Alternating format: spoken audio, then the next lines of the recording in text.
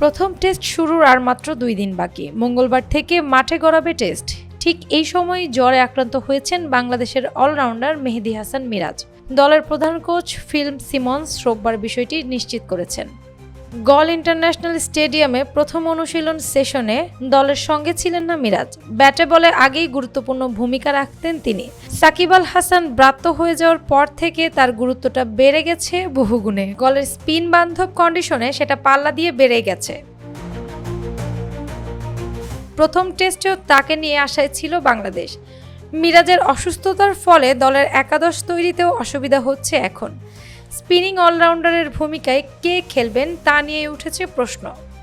প্রশিক্ষণ শেষে সাংবাদিকদের মুখোমুখি হয়ে সিমন্স বলেন, আজ সকালে সর্বশেষ খবর হলো গত কয়েকদিনে ও অনেকটা সুস্থ হয়েছে। ওষুধ নেওয়ার পর ও সন্ধ্যায় ওর অবস্থা কেমন থাকে সেটা দেখা হবে। আশা করছি আগামীকাল অনুশীলনে ফিরবে এবং খেলার জন্য প্রস্তুত থাকবে। মিরাজ খেলতে না পারলে স্পিন বিভাগে বড় প্রভাব পড়তে পারে। বাঁহাতি স্পিনার তাইজুল ইসলামের সঙ্গে জুটি গড়ে স্পিন আক্রমণের মূল দায়িত্বে থাকেন মিরাজ। সেই শূন্যস্থানটা বাংলাদেশ ভরাবে কাকে দিয়ে?